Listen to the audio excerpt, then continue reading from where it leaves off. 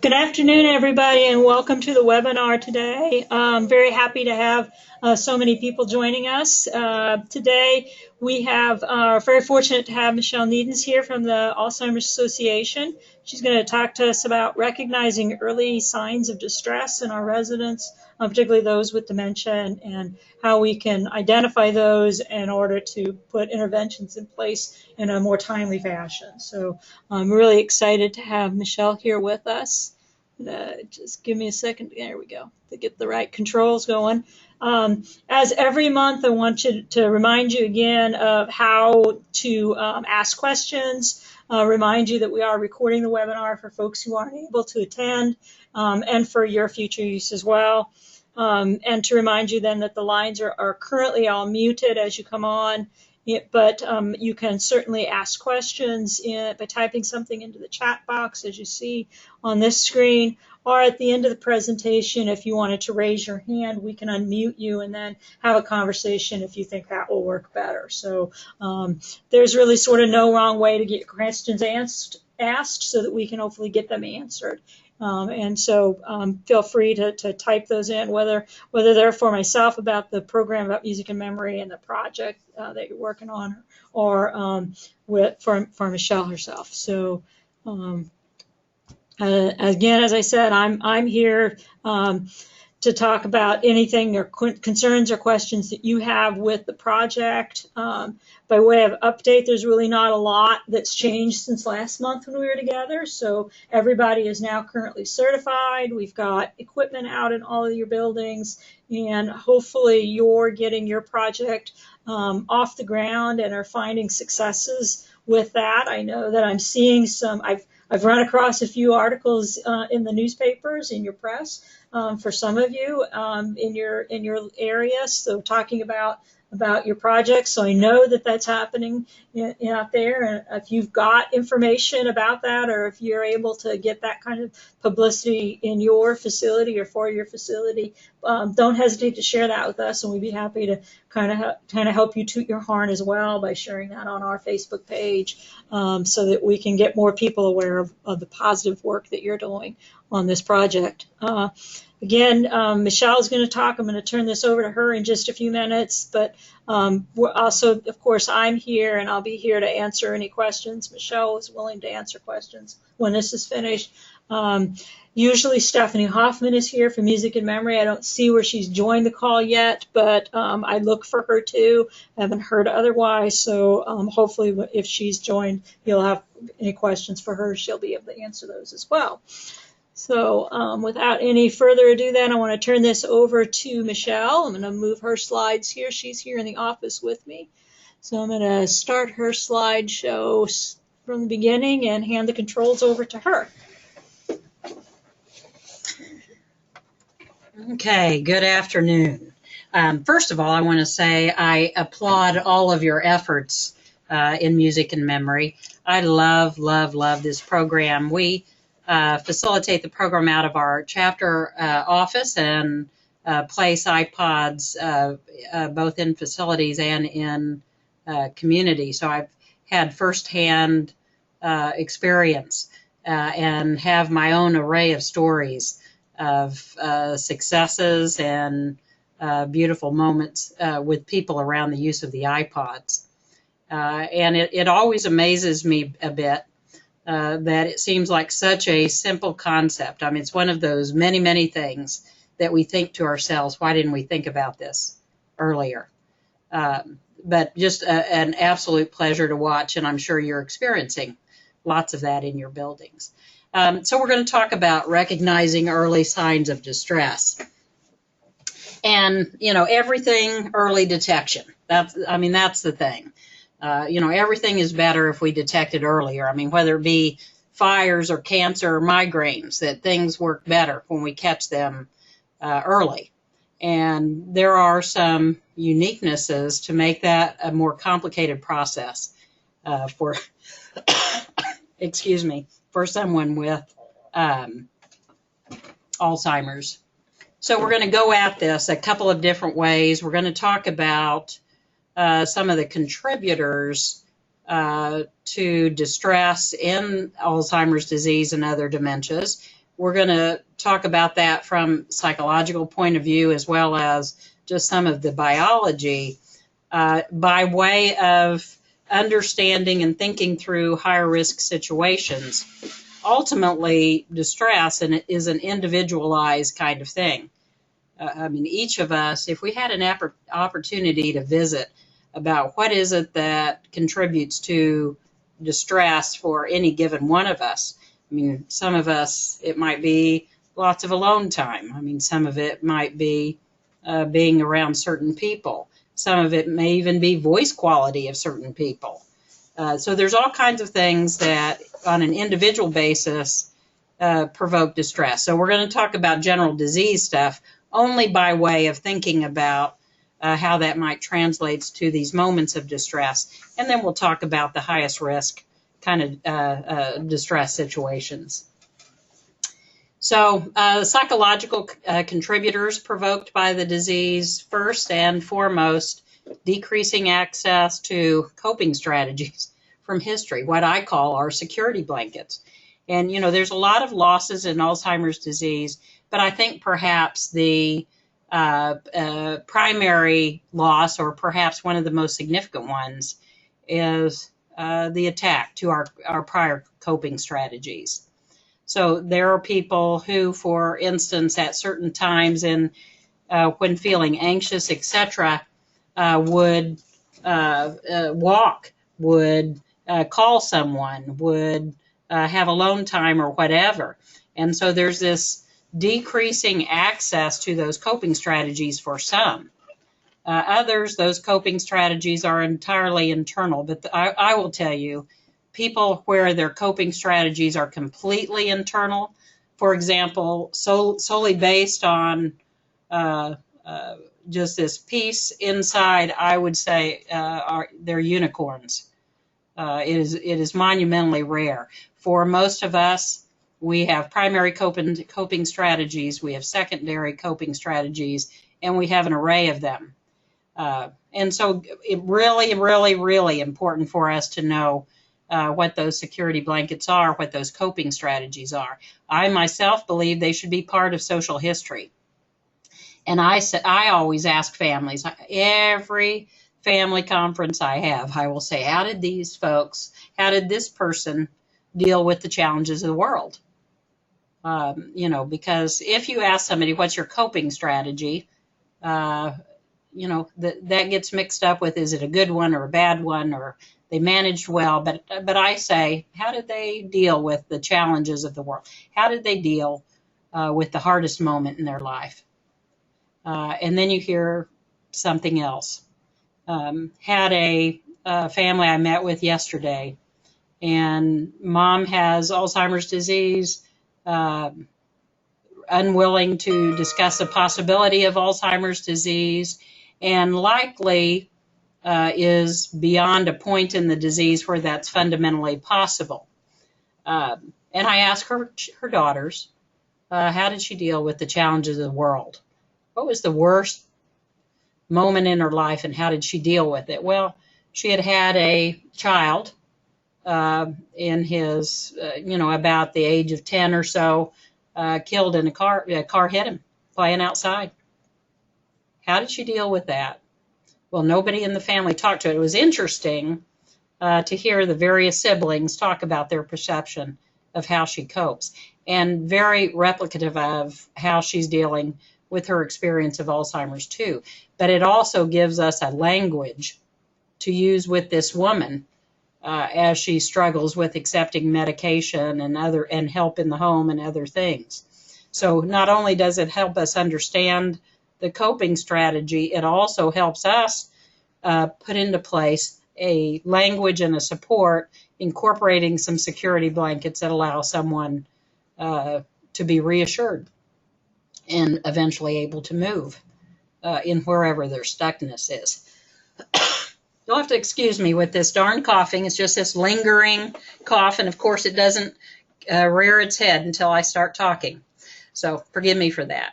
So the second thing that's really important to know is the high risk of depression in this population.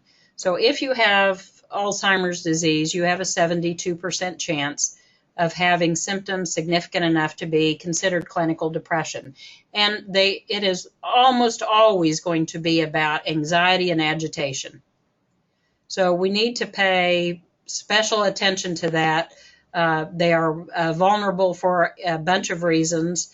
First and foremost, just because there's a lot of losses involved in that experience early on. But as it hits middle stage, and when we're talking about the largest population in facilities, many of those people are middle stage, and certainly when we are addressing strategies like music and memory, the depression is inclined because of an attack biologically on the emotional parts of our brain. So we have this propensity to depression, and it's almost always the anxious depression. And then, of course, there's the loss of insight and processing, that when any of us experience a loss or sorting through our lives being redefined in whatever way, we talk to ourselves, we rationalize, it falls within whatever our philosophical code is. And for someone in dementia, progressed dementia in middle stage and beyond, that part of the brain that allows that processing is destructed. So we can't deal with the losses in the same way we would. We certainly cannot talk them out. We certainly can't always reassure them out without triggering other security blankets involved. So grief can be individual, but it is also compounded, that there are multiple losses experienced on a daily basis. The loss fundamentally is not Alzheimer's disease. The loss is all the little pieces that get changed as part of that process. And then finally, isolation. In the early stage, people start retreating, sometimes because of depression, sometimes because they don't want to reveal their deficits, and many, many times it's because of the loss of confidence that occurs as someone develops Alzheimer's disease, that begins in the early stage and certainly persists in middle stage, that there's just this lack of confidence that I know what I'm doing, and I know what to say, and I know how to handle any situation. So all of these are psychological contributors provoked by the disease. Now, we have to weigh these in our mind as we think about potentially distressing situations and evidence of distress in individuals.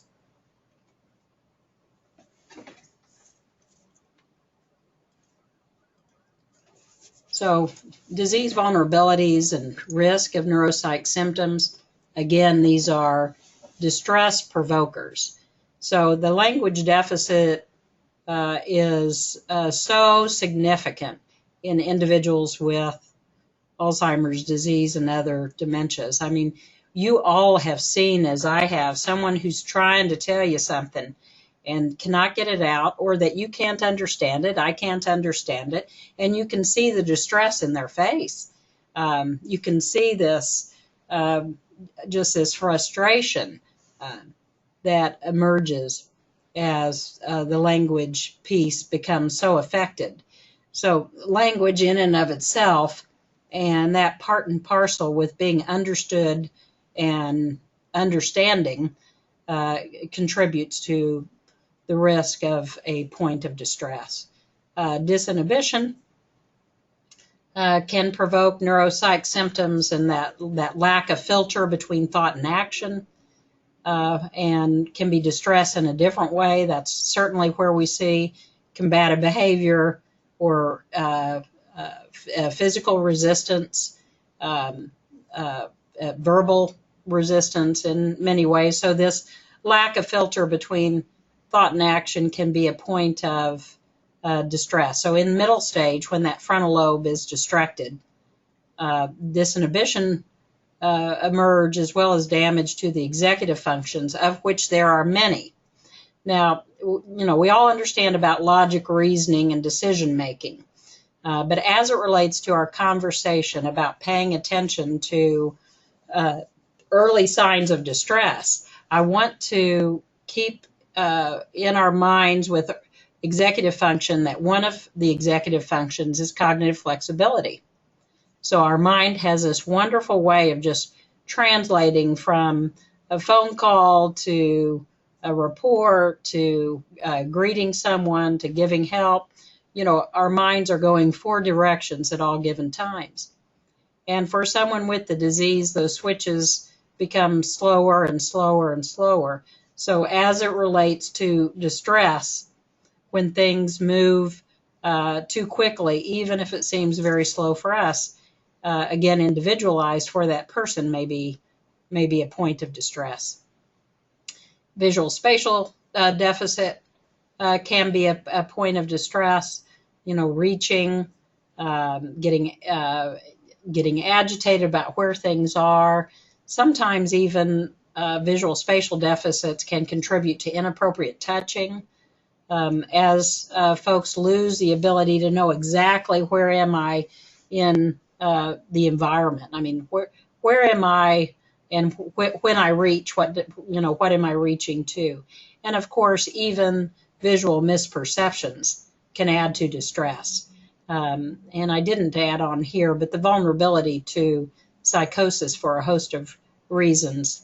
And then emotional ability, the rapid flow between anger, for example, and tearfulness to being fine.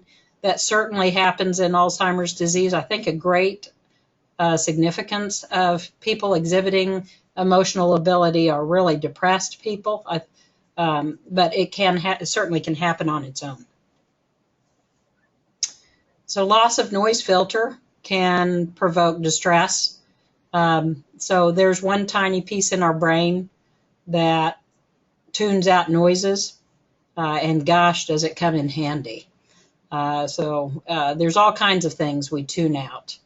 All my years working in hospital setting and pages and, worked in geriatric psychiatric settings, so you would hear all kinds of noises and issues and, and pagers and all kinds of things in those days. And I could tune them all out. If I was meeting with someone, I was meeting with someone. Unfortunately, with someone with dementia, they can't. So that filter is destructed in middle stage. So all noises come in equal. There's no sorting, there's no prioritizing one sound or another. And of course, we live in noise-provoking environments. We don't exist in silent environments much. One reason why I love outdoor spaces, because there's more peace there. But for the most part, we're in noise-infiltrated systems. Loss of directional map can add distress, the not knowing where I'm going or the repeatedly being told no. That's another tiny piece in our brain. That map finding, some of us are better at it than others. So it lays down that internal map, and that's gone in the middle stage. And so distress can be, where is something? Or again, being told no, not this way, or go here, or set down, or all those kind of instructions that can shake someone up on all different kind of levels, whether that be anxiety or whether that be hostility. Damage to sleep-wake regulator of the brain can add distress. What happens in Alzheimer's disease is that the part of our sleep that is the healing part, the deep sleep, is reduced. So people are in that rejuvenating kind of sleep less. And so I think there's a lot of people with Alzheimer's disease that are tired. And they don't translate their physical messages to translate them in a way that's understandable. So if someone feels tired, that's, as you well know, in middle stage on, that likely is not translated to setting down or resting.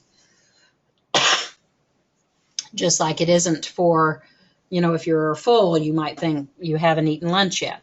There's just not this physical translation. So I think there's lots of folks who are fatigued, who haven't gotten, who might have been in bed, who might have gotten adequate number of sleep, who still are tired. And that can be a point of distress that's not interpreted.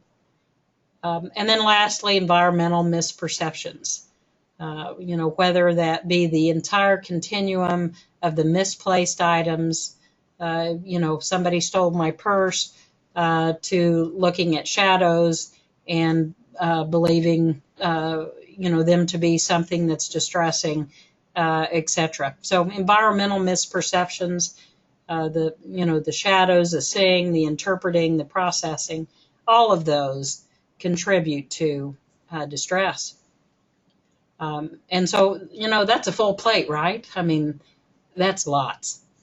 And so we're dealing with folks who at any given minute can be experiencing some level of distress. In fact, I would say it's gol darn a miracle when people are peaceful. And we have a lot of those, and how beautiful that is. But it's amazing to see that, given all the risk factors that exist for people with dementia. So I want to say this, and we all have our own experiences, and Barbara, maybe you can even weigh in on your experience. But, this is 32 years working with this population, and I would say that distress, whether that be behaviors or affectively, or affect, anxiety, etc., seldom random, seldom spontaneous.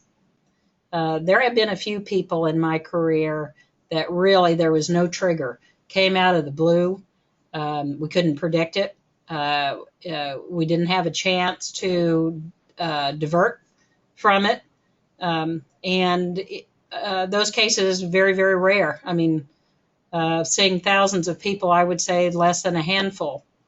And a good number of that handful were folks that had prior thought disorders that developed Alzheimer's disease. So it is just rare that it's random or spontaneous. And even if it's internally based, even if it is psychosis, internally based, there are cues. There are absolutely, you can see and tune into physical evidence that some of this is going on. Is that your experience? Yes, I think so. I mean, I think sometimes it's hard to go back and actually we miss a cue, or we make assumptions about what that was that are inaccurate, and then we bring the wrong intervention to play because of that. But yeah, I think I would agree with that. Yes. Yeah. And like I said, I recognize there are exceptions to this. There's exceptions to everything, and I've certainly seen those exceptions. I also do think sometimes we miss those cues, and it's not, we just don't have the opportunity to see the cue. I mean, it's not negligence. We don't have the opportunity. We're just not there. We're just not there. And so I think paying attention to distress is kind of a immediate issue, and it's also an issue that we kind of accumulate data to get a template for each person. That individualized piece has to be an aggregate of various people's views and experiences, because we're just not there at every given moment where that might be displayed. So I'm talking about, we're talking about music and memory program here, but I would say this is true also for many other interventions. That if someone goes to full-fledged active delirium, so if we have raging UTI or medical issue or medication complication, either over-medicated or a relationship with another medicine, etc. If we have active delirium, that music may not likely work. Of course, we know in delirium, one of the primary interventions is get someone up moving. Now, some of that can happen with music. But we're going to have to be very conscious about that, because in just having someone sit and respond to music in an active state of delirium may or may not be successful. And at the height of agitation and anxiety, at the full-fledged, just the climax of all of that, someone being upset and combative, likely music won't work. So, it's kind of like antibiotics or other things that, we want to initiate those interventions early, so we can proceed rather than wait until they're at the height. I would say there's exceptions to that too, but I have also seen people attempt to initiate iPods for someone very, very, very upset, height of agitation, and those be thrown. So it's really important to recognize earlier before the building of some of that. So individually, what do I think or what do I see? And I would welcome some of your feedback. You all have different situations and different residents, and I would welcome some of your feedback around this. But these are the risk situations that I see as most significant. So again, first and foremost, it's individual. So social history guides some of that. The coping strategy profile helps us with some of that. Just observation helps us with some of that. Families cannot even always tell us about risk situations because people are in new situations with a new comportment perpetrated by the disease. So, it has to be a culmination of data from various sources that allow us to understand those risk situations. And, I've talked to lots of staff who easily could say, this person's working up. You can see it in her eyes or whatever. This bothers the person. Sometimes it's even stepping into control situations. That if someone feels threatened in some way, even though we've done everything right, but for them, it has to be said in certain ways, might trigger some of that distress. I was flashing on a gentleman who, I would say he wasn't the warmest of fellows, and did regrettable parenting, and maybe didn't have a set of friends because of some of his actions, etc. And even the asking him to do things would trigger some distress and agitation.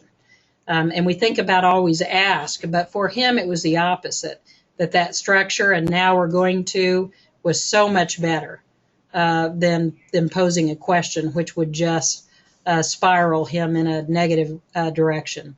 So, those individual situations need to be attended to. So generally high-risk situations are high stimuli. So for most of us, that means mealtime. Some of you may say your environments are not high stimuli. They may not be. But I would say the majority of meal situations are high stimuli. That doesn't mean chaotic. It may not be even high stimuli to you, but it often is to the person with the disease. And we want them to be a part, but even hearing various conversations can become difficult with that filter issue. So high stimuli situations are something we pay attention to. Visitor departures. Now, again, we're talking about risk situations, and then we're going to move into earlier intervention. But so visitor departures can be distress provoking. And so we pay attention to how do people leave, and not only how does the person with the disease respond, but what is the emotional presentation of the visitor leaving. Is there any emotion kind of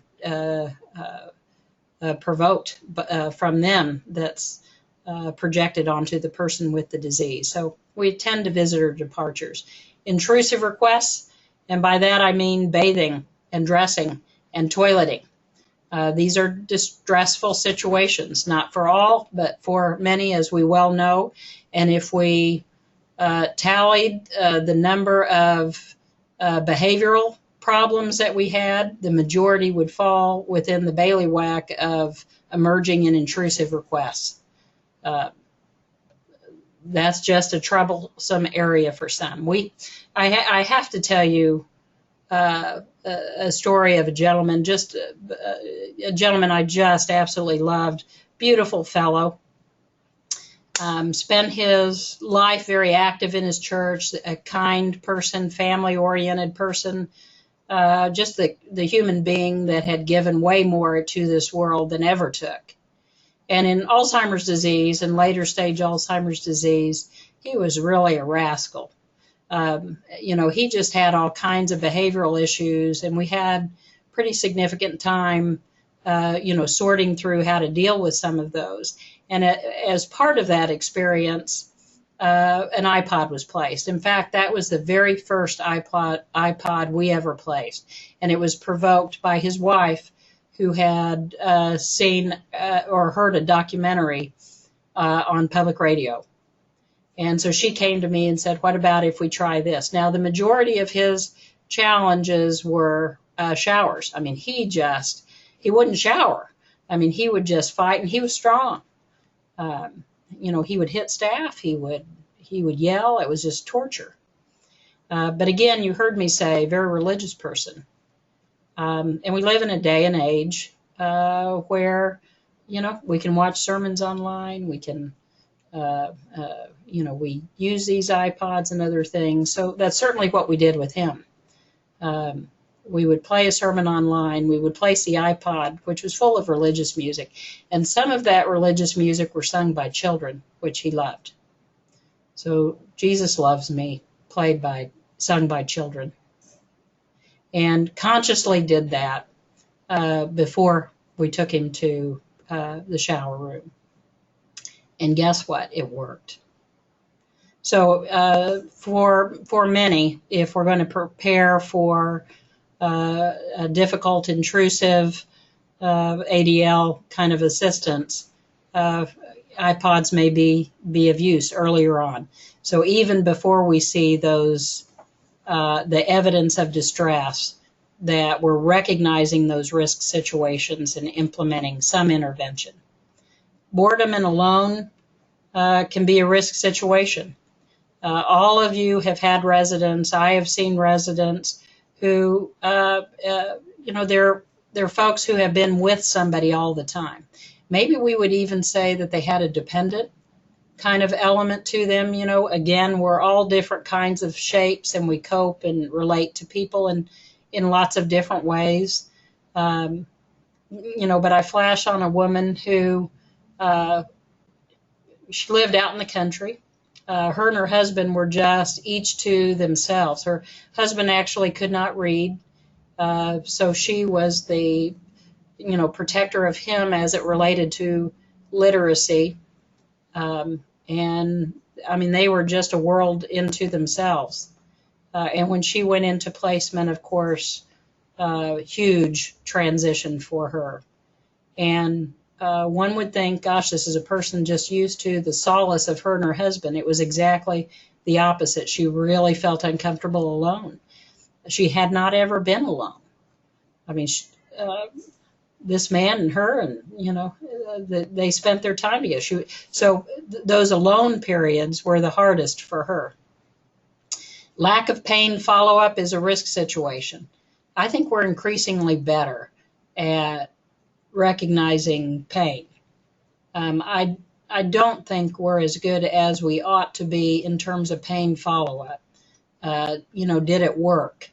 And when was the last time they took pain medicine? So the lack of pain follow-up can be a risk situation. And there actually can be even more complications in risk situations as it relates to the use of narcotics for pain and lack of follow-up, etc. Lack of sleep, as we talked about, and then finally, history of mental health issues and patterns related to that. And most of you, maybe all of you, are not in environments where individuals with diagnosed mental health issues live. Some of you may be, but I would assure you that all of you have individuals that have mental health issues. We have lots of folks that we see every day who have diagnosable mental health issues that were never diagnosed. You never saw a doctor, and you trace back this history, and of course there were all kinds of experience, whether it be anxiety disorder or history of depression or even bipolar, even more significant, and sometimes personality disorders. And many of those folks coped successfully with their challenges because they were working and with family and with community and structure and whatever else. They dealt with it relatively well.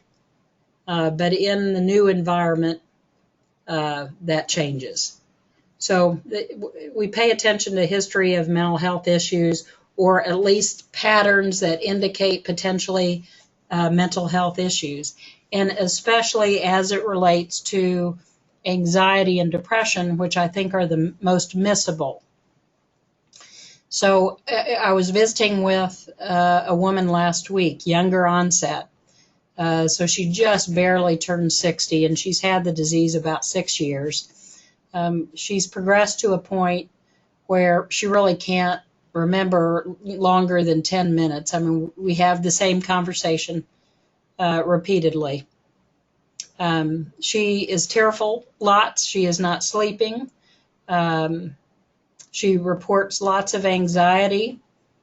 We all understand these are symptoms of depression. She is already on a fair dose of Zoloft. So she's actively being treated for depression, and yet we see no remission with this severe anxiety that really paralyzes her. If you sat with her, you could even see this posture of tenseness. Just this, she's just anxiety ridden. And I asked her husband, has she always been an anxious person? And because I'm thinking to myself, perhaps anxiety disorder here, perhaps we need to look at something different as a person that has some of these historical kinds of challenges. He said no. But he went on to describe a woman that never could sit down, that had to have lots of control, that had to have things in a certain order. And I always say, and is 100% true, you cannot be controlling unless you are anxious. Control and anxious equal one another. What he describes is someone that was very successful in managing a certain amount of anxiety in their life, of which has been missed, but not attended to in this experience of Alzheimer's disease.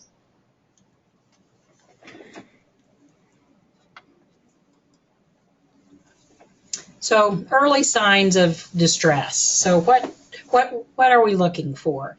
And I really want you to think about your residents and kind of chime in. Maybe you could even throw it up in terms of the chat room, or rather the questions, just expressing some of these subtleties, because I want you to think about all your residents, and at the earliest juncture of distress, what do you see? I mean, I can remember being in the hospital and heading home in the evening and having a conversation with the staff of, I think this person is going to have problems. We need to do something. And simply because of a posture, a way of looking, a facial expression. So I want you to think about the residents you have and share with each other, what are the earliest signs of distress? What are some of the unusual ones? But I'll talk a bit about the common ones. So increased pacing and inability to set. We work with a gentleman called to do a consult for a person who'd been in the facility just a few months and always moving. And no one identified depression. No one identified anxiety or distress. But if you actually walked with him, I mean, you could see a distressed look, but more importantly, you could hear him whispering under his breath things that let you know that this man was very anxious. So that increased pacing. Now, some people will say, oh, they were always walking, or that's just them. Again, you've got to pay more attention to subtle cues. Maybe it isn't just about that. Now, in the case of this gentleman, he developed the disease while he was working. So he was in his 70s, but owned a company, worked lots of hours. The company was really his life, and he had no gap between a full working life and Alzheimer's disease. And I think that's often a risk population when there's no transition between a hectic working life and the experience of Alzheimer's. We can see some of these earthquakes. But for him, that pacing and that inability to set shouldn't be tolerated in the sense of we should recognize it as distress. So we shouldn't see it as that's just him. We should see, this is a sign of distress.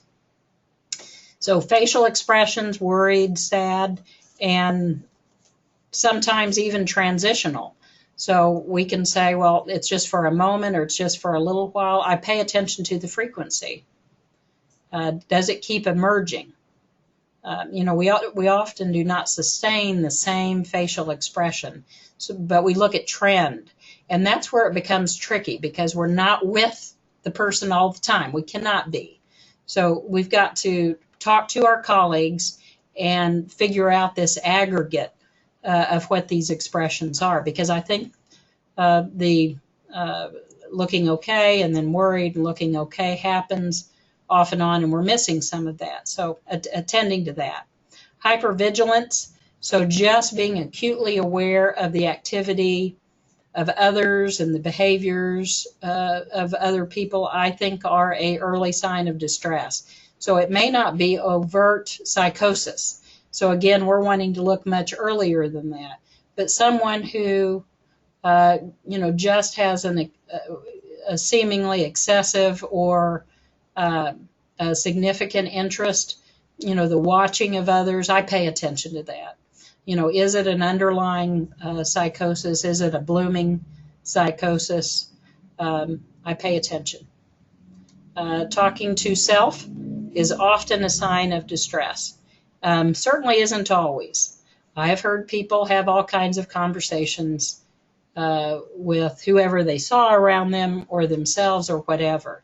But there again, I would say most of the time, if people are talking to themselves, it is around attempt to reassure. It is around stewing.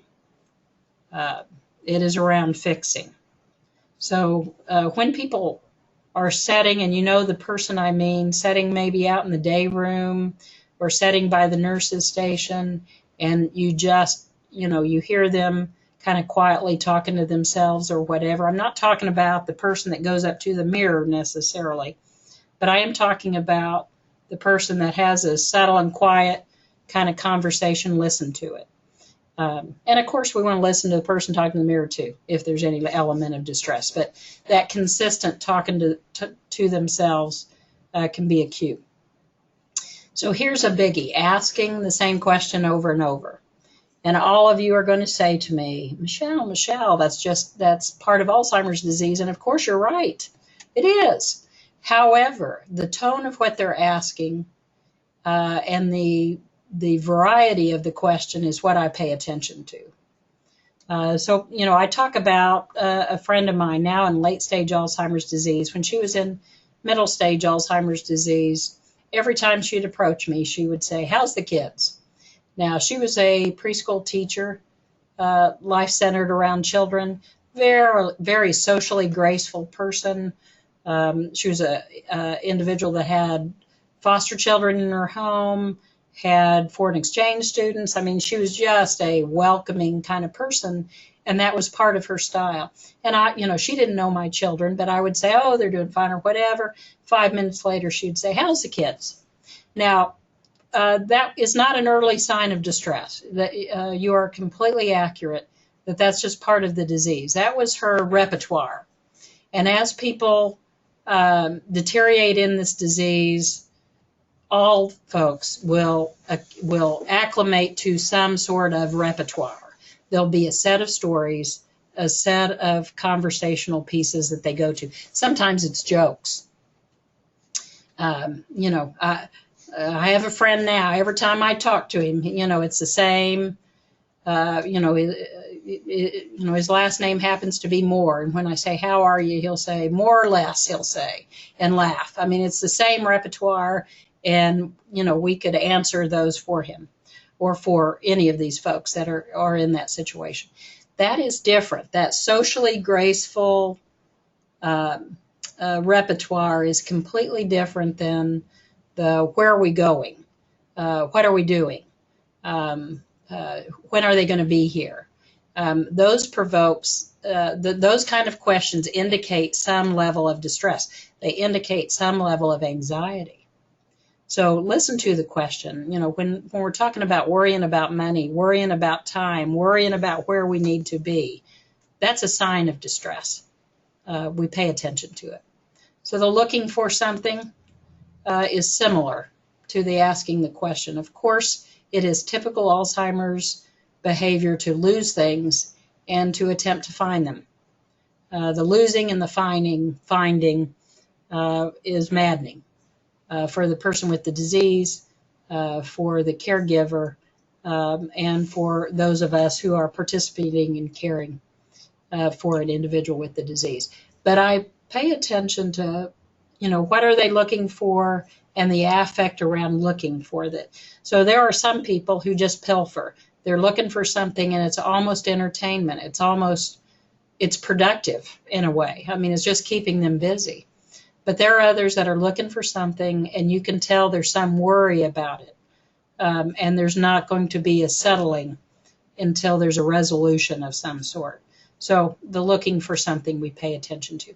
Looking out of doors, windows, into others' rooms. We have a project at the association that we embark on once in a blue moon called the Memory Room Project.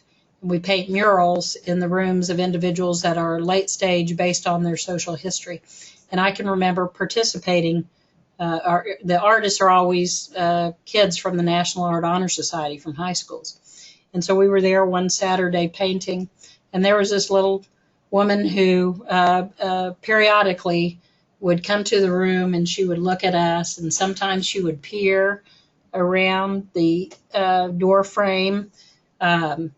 You could tell that there was some distress around what we were doing and if we were safe. So the looking out, the checking into can be an early sign of distress. Self-deprecation will be there with distress. You see it lots with depression. So individuals who say, I'm not good for anything, but even more subtle ways of putting them down, putting yourself down, them putting themselves down, can be an indication of distress. Some people do that for humor, but I pay attention to it. So if they're regularly putting themselves down, the likelihood of, in middle stage Alzheimer's disease, the likelihood of having depression is high.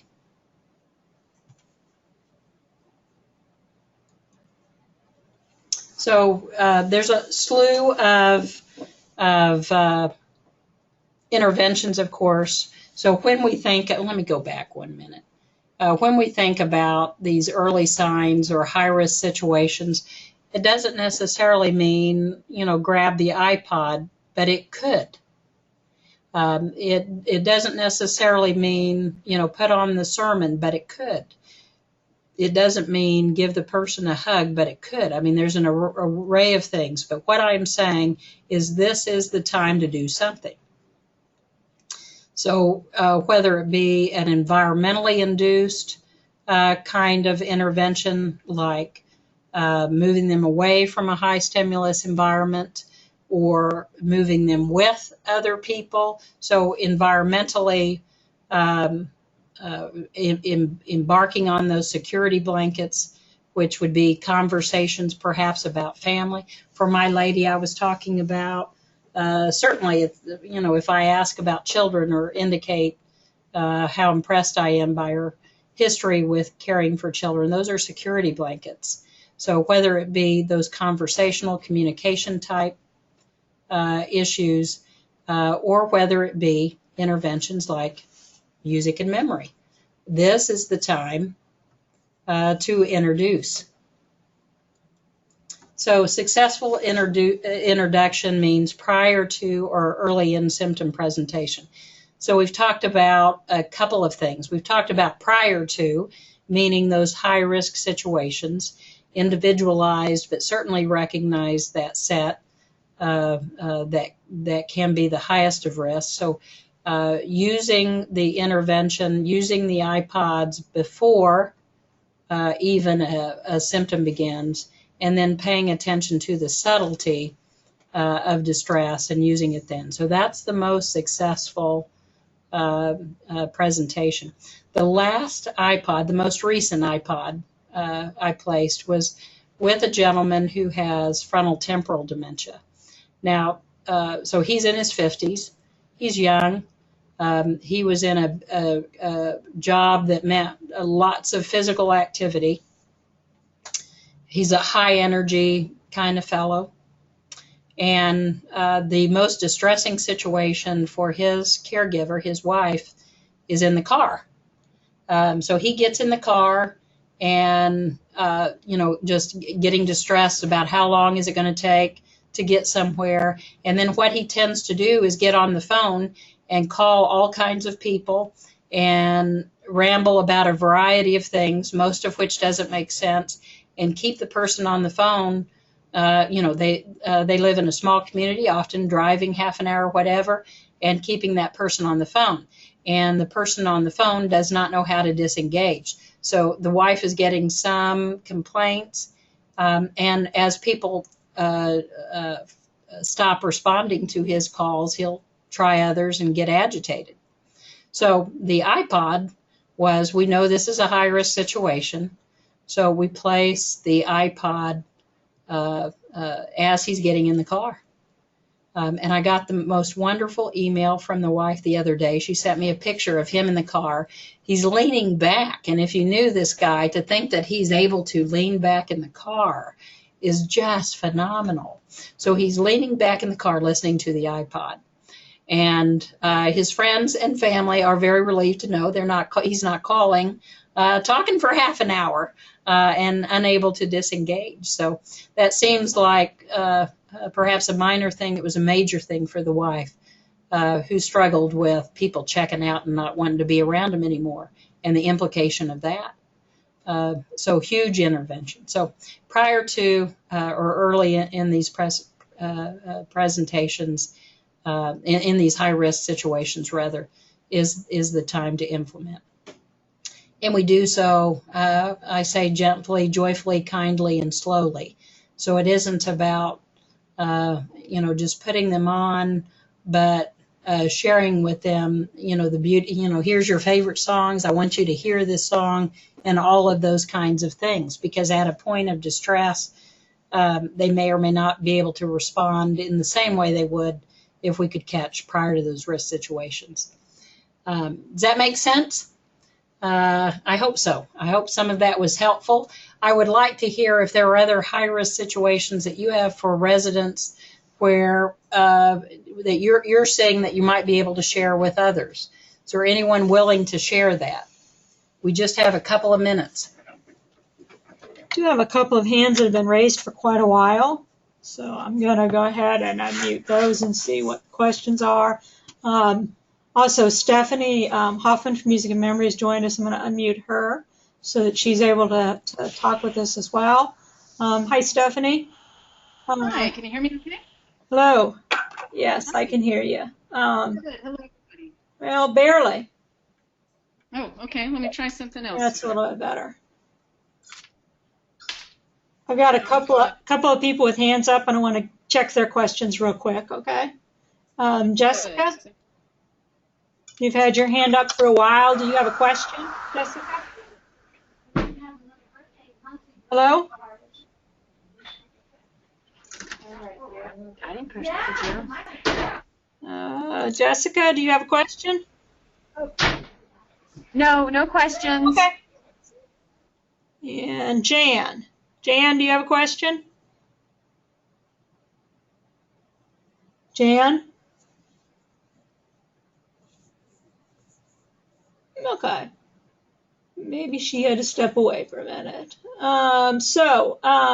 If anybody has questions, please don't hesitate to ask them. You can either type something into the chat box, the question box, or raise your hand for myself or Michelle. I think that was an excellent presentation, Michelle. I think one of my big takeaways, I think, was this idea. I'd never heard that symptom that our folks with Alzheimer's lose that ability to tune out all that noise. And I thought about that in terms of music and memory. Well, of course, then that's why the headphones are so important. Absolutely. Piece to music and memory, because they don't have the ability to tune all those noises out. Yeah, it's why we have families that will say, "Gosh, well, we play music all the time," but it's the recognition of that biological issue.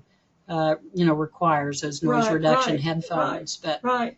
So, because like your example of the gentleman in the car, obviously we could have just turned the radio on, but that was not working, probably, if we did try it. But no, and there's an intimacy, I think, with the iPod in that experience. But that radio would not be personalized either in terms of the music choices. Yeah, and it's Stephanie. If I might, Michelle, that was a great presentation. I heard the whole thing. It was a very, very good, informative presentation. It is true. The autobiographical, personalized playlist is what rings true, and it's what causes the reminiscing to happen. Everything else, genre-based playlist or just the radio station, does just sound like noise to somebody because it just doesn't fully connect. So that is true, and you're so right about your suggestions about using music and memory and the autobiographical playlist as an intervention. Oftentimes going to lunch, going to dinner 20 minutes prior helps a lot with swallowing, helps a lot with 20 minutes prior to an ADL. And it's oftentimes used for assistance with transitioning into a nursing home or a long-term care facility. So definitely, timing is very, very important when you're giving folks their personalized playlist. So there's a couple of questions. The first being that there's a review for psychotropics every 1 to 2 months. What are our thoughts about that? I think it's specific to the person. So, I think there are individuals that are very stable and primarily around antidepressants and are safe for those months. And there are people that are quite unstable. And let me give you an example of this. I think the highest risk situation is for the individual that is depressed and anxious, put on an antidepressant, often at subtherapeutic dose, to establish tolerance, which is appropriate, but never moved into therapeutic range. And having that, waiting a month or two for that to be assessed is too long. And of course, we're all concerned about overuse of, antipsychotics or other things, but many times antipsychotics can be avoided if we're attentive to depression.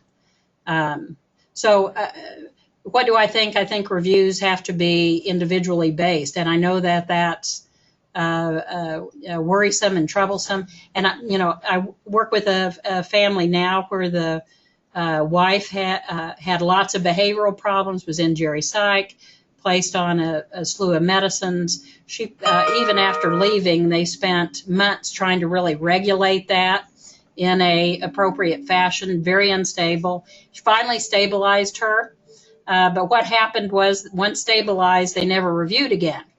It took too long to review, and now she's off almost all of those psychotropics, and she's doing fine. So it just depends where someone is in the disease and the rapidity and some of their history. Somebody who has had an anxiety disorder or depression history, a severe depression history. We can anticipate that some of those meds are going to be, if they're stable, they're going to need to be left that way for a bit. What's a good amount of time for someone to listen to an iPod?